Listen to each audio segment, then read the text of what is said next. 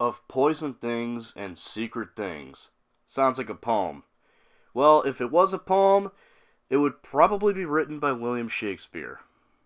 And that's probably the best compliment I can give this story.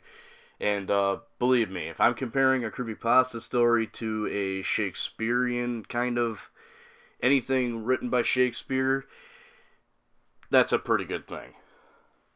It follows a young girl and her single mother, who gives her a ring that apparently was from a line of rings that was once used for storing poison in. Kind of like a secret compartment that maybe an assassin would use back in the old days, or Agent 47 from the Hitman games. Eventually, her mother gets with a man named Todd, who has a daughter who's about a year older than our main character.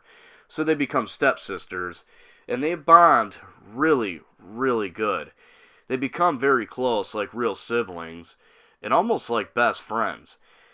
And it gets to the point to where it actually kind of borders on a little bit of too much. And I'll get to that in a minute, without spoiling anything, of course. Now, I should mention that Tanya is the name of the older stepsister, and she's allergic to peanuts. This is going to come in handy later. Again, no spoilers, but just keep that in mind. She's allergic to peanuts. Eventually, Tanya gets a boyfriend, which makes the main character really, really jealous and very, very angry.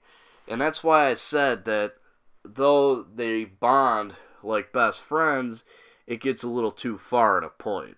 So it becomes a bit of a tale of obsession and anger. Kind of like the Bjork stalker, or really any case of stalking. Definitely on a different level of terrorizing, because it's a younger stepsister. One day the family's eating spaghetti for dinner, and Tanya starts having an allergic reaction, and her throat starts to close up. They can't find her medicine anywhere to help fight off the allergic reaction, so they rush her to the hospital, where she unfortunately passes away. This brings a very depressing wave of sadness among the family, and it completely destroys them. Not to the point where everyone separates, but emotionally, they're not what they once were, which is very tragic and gives the story an emotional tug at the heartstring. Now, the reveal to how Tanya died is very disturbing.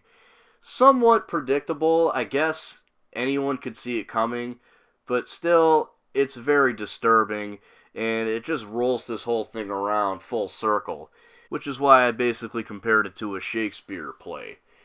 Shakespeare always had a way of writing tragedy and mixing that in with good story, and I feel like Of Poison Rings and Secret Things does the same thing. It's a very slow story that allows you to let your guard down, but you gotta pay attention to a few things here and there to know what's going on. I really think this would make a really interesting short film. Now, I say that about a lot of creepypastas, but I'm not joking this time. I never joke when I say that. I think this is a very well-written story. The author should definitely be proud of themselves, and anyone who comes across this video, I can't do the story justice. Go check this one out.